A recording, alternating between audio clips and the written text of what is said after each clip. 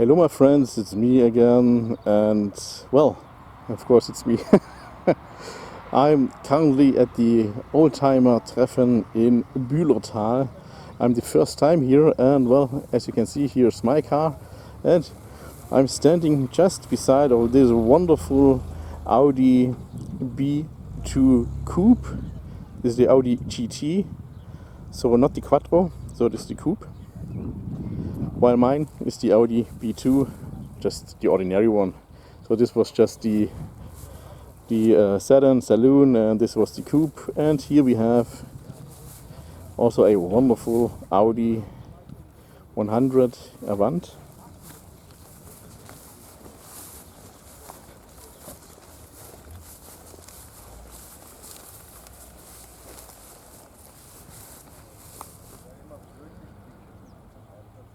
So back then Avant was more looking like as a coupe, like a saloon as coupe or combi coupe. And here you can see this is the Audi GT, the coupe. And here of course that's my car. That's something we already know from the Mercedes-Benz at the Mercedes-Benz Museum. Mercedes-Benz SL Roadster R107. And here's something that we also do not get to see this often anymore. Suzuki Samurai. And well, right beside we're having two Audi 100. I'm thinking it's the it's the C3? I will figure it out. Okay, da wird mein Degenhardt. And here's the other one. So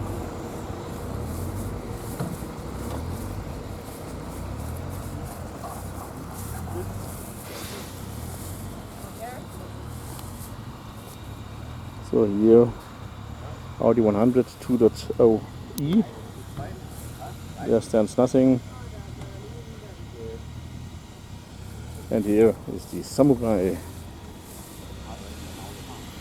And right beside we are having the 280 SL. But I'm taking a look into the inside of this Suzuki Samurai because it's a car that you do not get to see here this often anymore.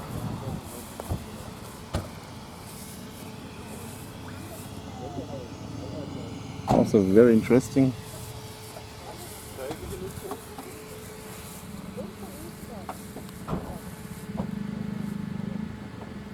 So and here we are having a Citroën 2CV6, also called Duck in German, or Ente as we're saying it in German. And here, buddies, we have the Volkswagen Jetta Mk2, and left beside the Volkswagen Golf GTI 16 valve, also the Mk2. And well, so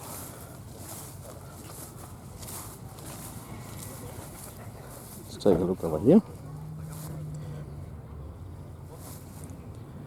GTI 16 valve, and here is the Volkswagen Jetta. And well, of course, I almost forgot to film the duck from behind. Here is it.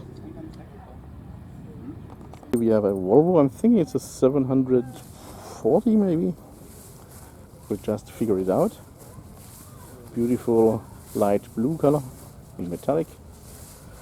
Oh, by the way guys, last weekend I have unfortunately not been where I wanted to be. So there's no video coming up from Heubach as usually, because I had to stay the entire weekend from Thursday to Wednesday last week in the hospital. And currently I'm at the section where the cars from 1980 plus are here. So my car is from 1983, that's why I had to come over here. This guys is a Mercedes-Benz Roadster SL R129. Here we have a Renault 5. That's also something you do not get to see anymore this often.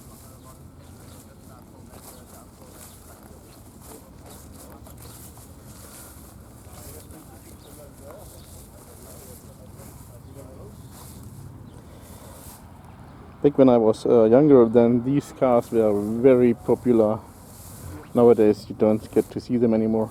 But that's happening with many cars that were very popular. So here the SL.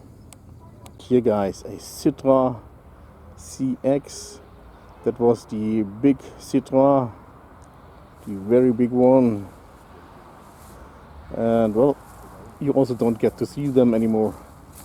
So quite rare, at least at the meetings that I'm visiting. So this one is a CX 25RD. Guessing this means it's a diesel. But look at this shape, guys.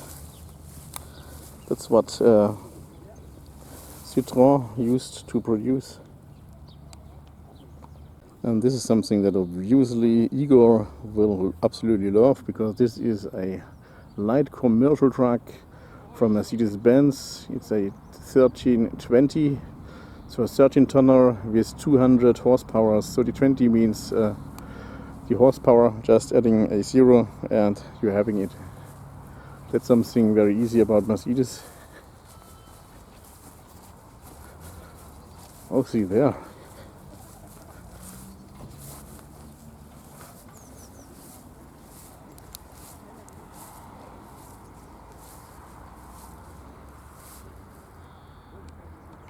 And here we have an old army truck from the US Army. I have to figure out what kind of truck it is. This guy is of course an Humvee. And there we have another Humvee.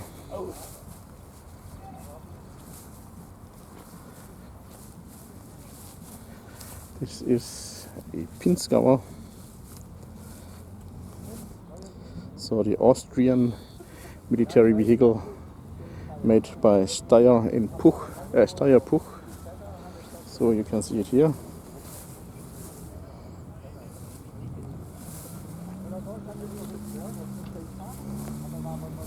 Six-wheel drive, by the way.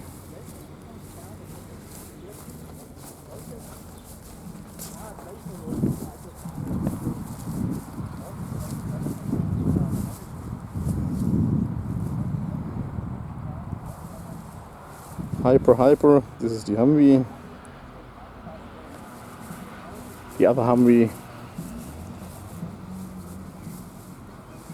And here we have the big truck, the old truck from the US military. And here also a wonderful truck, Mercedes-Benz LPS 2032. So a 20-tonner with 320 horsepower. This one is from 1973, guys. Right beside is an Opel Blitz, an old fire department car. And right beside, wow, that's something very nice. I haven't seen this one except on photos. This is a Hanomag Kurier. So this has been the predecessor, if I'm right, the predecessor of the Harburger Transporter that later also became a Mercedes-Benz. And well, guys, of course, here we have a manly MAN truck 232, so 18 tonners, 232 horsepower. It's an F90. And there we have a Unimog with a camping stuff, with some camping stuff. So, and now of course, as usual, we are going to see the rear ends. Well, I'm surprised, I'm just seeing there's also another Audi 80 like mine. Haven't seen it when I was driving down here. So here's still the Unimog. Here the MAN F90.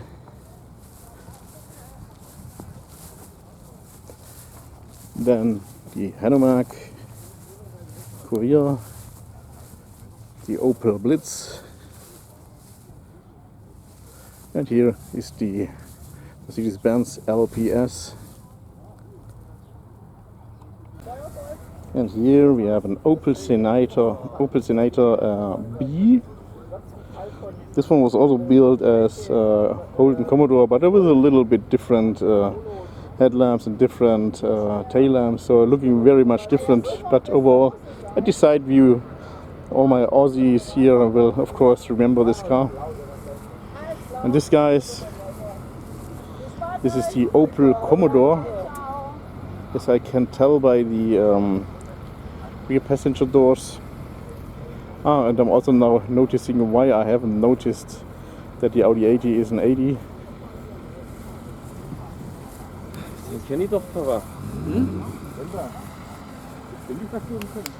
See here, I wasn't noticing it because of the headlamps, because these are usually used for the coupe and not for the saloon. Audi 80 B2 5S, so must have an amazing sound. And well, one of the wonderful W126 Mercedes-Benz S-Class. Oh, these are so beautiful. Must be amazing to have one, but I've seen about the costs of owning one. If something is broken, then it's still an S-Class, of course.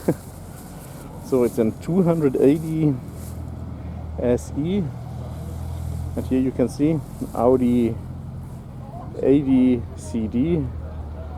Very many Audis today, so and here you can see this is the Opel Commodore. I mean, there was also an Holden Commodore also looking very similar like this.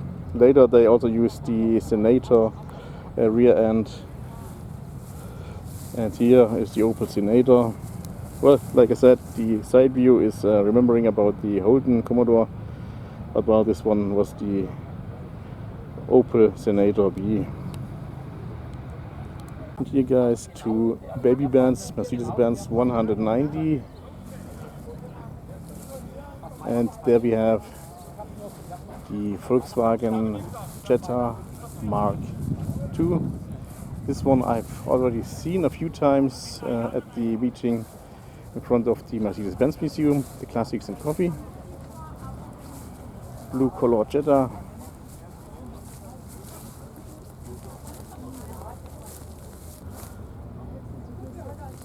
Oh well, here we can see two Baby-Benzes. And here something in a typical color from the 90s. This is a Fiat Barchetta. There's the Abarth logo on it. Not sure if it's really an Abarth. Didn't know that this one was also made by Abarth. Oh well, actually Abarth is a brand of Fiat, so just their own tuning part. So here you can see Barchetta trying to get around here.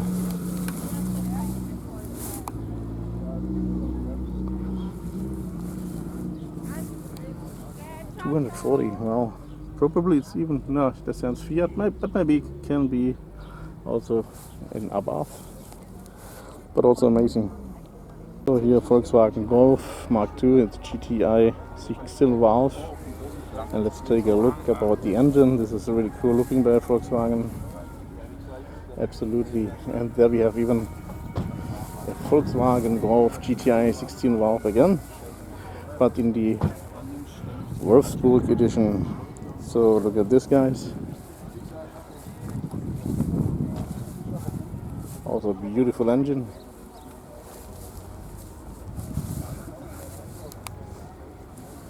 And what I've already seen before when I was just rear side of the Barchetta, this has full leather everywhere. Look at this, guys. Not sure if this was from the special edition or if this was made later, but it's looking amazing, guys. Well, I have to From here, so here the Golf GTI, 16 valve, the Mark IIs.